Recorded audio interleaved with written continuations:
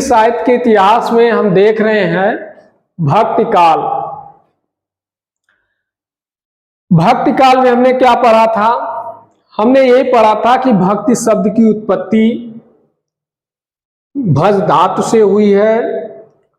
इत्न प्रत्यय लगा Monier Williams के अनुसार। भक्ति शब्द का सबसे पहले उल्लेख श्वेता श्वेतर उपनिषद मिलता है। भक्त की परिभाषा मिलती है यस देवे परा निरुक्ति ईश्वरे। ये परिभाषा श्वेता श्वेतर उपनिषद मिलती है। फिर हमने ये देखा कि सा पुनरुक्ति स्वरे सांडिल सूत्र में भक्ति की परिभाषा मिलती है। रामचंद्र शुक्ल भक्ति के बारे में कहते हैं श्रद्धा और प्रेम की योग का नाम भक्ति है। हजारी प्रसाद द्विवेदी जी भक्ति की परिभाषा देते हुए कहते हैं कि भगवान के प्रति अनन्यगामी एकांत प्रेम का नाम भक्ति है। भक्ति सबसे पहले उत्पन्न दक्षिण भारत में हुई। श्रीमद् भगवत में श्लोक मिलता है, उस श्लोक से पता चलता है कि सबसे पहले भक्ति दक्षिण भारत में उभरी। वो श्लोक कौन सा है? वो श्लोक है द्राविड़ी चानम उत्पन्ना जाते कर्नाटके वृद्धि गता क्वचित क्वचित महाराष्ट्रे गुजरात्रे जीवणाम घटा। दक्षिण भारत में भक्त की दो शाखाएं पाई गई। पहली शाखा का नाम है नैनार, दूसरी शाखा का नाम है आलवार। नैनार शिव के भक्त थे, आलवार विष्णु के भक्त थे। अब हम नैनार की चर्चा कर लेते हैं कि नैनार में नैनारों की जो उत्पत्ति हुई वो किस शताब्दी में है? तो नैनारों की उत्पत्ति 7वीं या 8वीं शताब्दी में है। ये भी हमने पढ़ लिया था। तो आलवारों की उत्पत्ति जो है वो कब होती है? आलवारों की उत्पत्ति जो है वो 9वीं शताब्दी में है। नैनार की उत्पत्ति 7वीं या 8वीं शताब्दी में है। आलवार की उत्पत्ति 9वीं शताब्दी में है।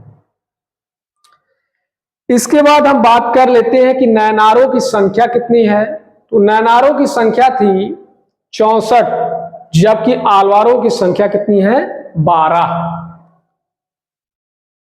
प्रथम नैनार कौन थे? तो प्रथम नैनार हैं वो कौन थे? अनय नैनार थे। अंतिम नैनार कौन थे? ईसय ज्ञानियार थे। ये भी हमने देखा। महिला नैनारों में एक महिला पाई जाती है जिसका करईकल नैनार है। और नैनारों के पदों का संग्रह जो किया गया है वो पेरी पुराण नामक में किया गया है। संकलन का समय कब है पेरी पुराण का? तो पेरी पुराण के संकलन का समय है 10वीं शताब्दी। कब है? 10वीं शताब्दी है। इसके बाद संकलन कर्ता कौन थे? यानी पेरी पुराण का संकलन 10वीं शताब्दी में हुआ और पेरी पुराण को संकलित किसने किया? सेक्यार ने किया। आलवार की बात कर ले तो आलवारों की उत्पत्ति जो है 9वीं शताब्दी में है। प्रथम आलवार कौन थे? तो प्रथम आलवार थे मोयंग आलवार और अंतिम आलवार थे तिरुमगय आलवार थे। सबसे प्रसिद्ध एवं राम भक्त जो कवि है वो नम्न आलवार है। सबसे प्रसिद्ध राम भक्त कवि कौन है? नम्न आलवार है, जिन्हें षटकोप के नाम से जाना जाता है। अब आलवारों में एकमात्र महिला अंडाल का नाम मिलता है और आलवारों के पदों का संग्रह दिव्य प्रबंधन में किया गया है। किसमें किया गया है? दिव्य प्रबंधन में किया गया है। इनके पदों की संख्या लगभग 4000 है। कितनी है? 4000 है। और संकलन का समय क्या है, 9वीं शताब्दी में है। ये कल हमने देख लिया था। इसके आगे हम देखेंगे भक्ति आंदोलन उदय के कारण।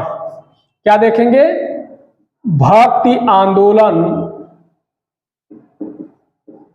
उदय के कारण, भक्ति आंदोलन उदय के कारण।